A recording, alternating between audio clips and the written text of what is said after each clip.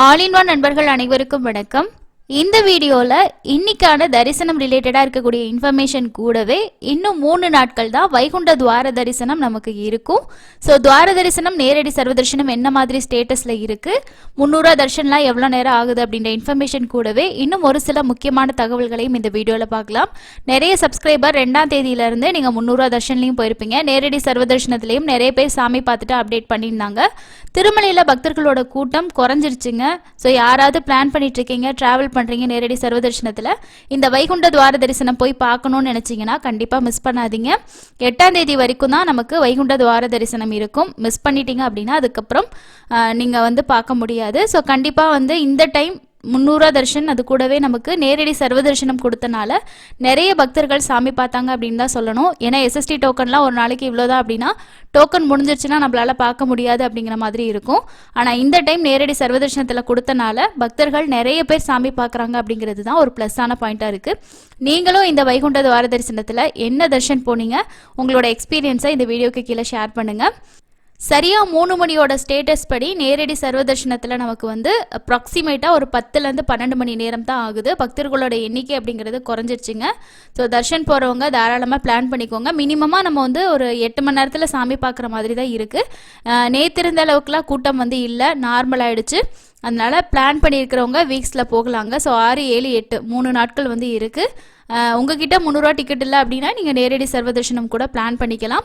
24 hours ஓப்பனில் தான் இருக்கும். க்ரௌட் அதிகமாக இருந்தால் மட்டும்தான் க்யூவை ஸ்டாப் பண்ணிவிட்டு அதுக்கு அடுத்த நாள் ஸ்டார்ட் பண்ணுற மாதிரி பண்ணுவாங்க. பட் இப்போ கம்பார்ட்மெண்ட் மட்டும்தான் ஃபில் ஆகியிருக்கு அப்படின்னும் போது நமக்கு கண்டிப்பாக அலோவ் பண்ணிக்கிட்டே இருப்பாங்க. தாராளமாக நீங்கள் போகிற டைம்க்கே ஜாயின் பண்ணிக்க முடியும். இதுதான் 3 மணியோட ஸ்டேட்டஸ்.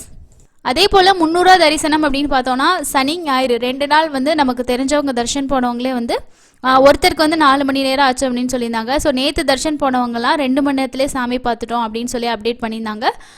சில பேர் வெயிட்டிங் கம்பார்ட்மெண்ட்டில் வச்சதாகவும், சில பேர் இல்லை நாங்கள் வெயிட்டிங் கம்பார்ட்மெண்ட் இல்லை லைனில் அப்படியே மூவ் ஆகியே தர்ஷன் பார்த்துட்டு வந்துட்டோம் அந்த மாதிரி தான் சொல்லியிருந்தாங்க. 300 தர்ஷனை ஒரு மினிமமாக ஒரு 3லேருந்து 5 மணி நேரம் ஆகலாம். நேற்று 85,179 பேர் தர்ஷன் பார்த்துருக்காங்க. இப்போதைக்கு நமக்கு நேரடி சர்வ தரிசனம் 300 தர்ஷன் மட்டும்தான் இருக்குது. ஸோ அதனால நீங்கள் இந்த வாய்ப்பை பயன்படுத்திக்கோங்க. 8ஆம் தேதி வரைக்கும் இதுதான் ரூல்ஸ். 9ஆம் தேதியிலேருந்து தான் எல்லா தர்ஷனங்களுமே ஸ்டார்ட் ஆகுங்க. எஸ்எஸ்டி டோக்கன்லாம் கொடுக்க மாட்டாங்க. நீங்கள் டைரெக்டாக போயிட்டு கியூவில் ஜாயின் பண்ணி சாமி பார்த்துக்கலாம். கூட்டம் ரொம்ப கம்மியாக தான் இருக்குது. காலையில் 7 மணியோட ஸ்டேட்டஸ் படி டிடிடி சொல்லியிருக்காங்க பாருங்க, வைகுண்ட துவார தரிசனம் இதில் நேரடி சர்வ தரிசனம் 10 மணி நேரம் தான் ஆகுதுன்னு அவங்களே சொல்லியிருக்காங்க. ஒரு 25-30 கம்பார்ட்மெண்ட் தான் ஃபில்லாக இருக்குது, மற்றபடி நார்மலாக தாங்க இருக்குது. நேற்று கூட தரிசனம் போனவங்க அவங்களுக்கு எவ்வளோ நேரம் ஆச்சு, எத்தனை மணிக்கு நாங்கள் க்யூவில் ஜாயின் பண்ணோம், வெயிட் பண்ணது அப்டேட் எல்லாமே நம்மளோட டெலிகிராமில் ஷேர் பண்ணியிருந்தாங்க. அதையுமே நம்ம ஃபார்வர்ட் பண்ணியிருந்தோம். இந்த மாதிரி நிறைய அப்டேட்ஸை நம்ம தொடர்ந்து ஷேர் பண்ணிக்கிட்டு இருக்கோம். ஸோ கண்டிப்பாக நீங்கள் தேவைப்படுறவங்க ஃபாலோ பண்ணி வச்சுக்கிட்டிங்கன்னா உங்களுக்கு அப்டேட்ஸ் கிடைக்கும். சாட்டர்டே சண்டேல இருந்த அளவுக்கு ரஷ் எல்லாம் இன்னைக்கு இல்லை, நாளைக்கும் ரொம்ப நார்மலாக தான் இருக்கும். ஸோ மறக்காமல் தர்ஷன் போகணுன்ற பிளான் இருக்கிறவங்க தாராளமாக போங்க.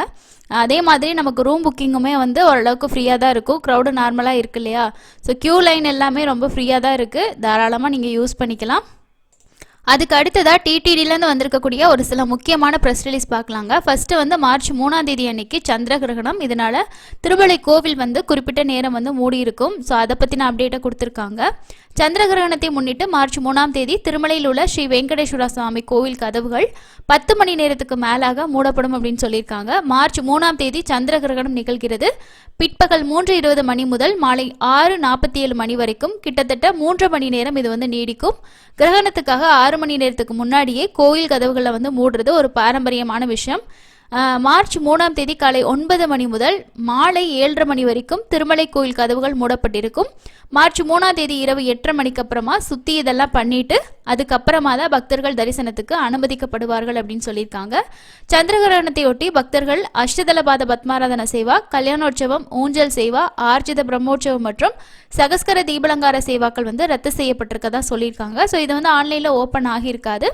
மார்ச் 3ஆம் தேதி போகிறவங்க இதை அப்டேட்டை நோட் பண்ணி வச்சுக்கோங்க. இந்த மாதம் நமக்கு ஏப்ரலுக்கான தரிசன டிக்கெட்டுகள் எல்லாமே ரிலீஸ் பண்ணுவாங்க. ஸோ எல்லாமே 15ஆம் தேதிக்கு மேலே நமக்கு அப்டேட் ஆகும்.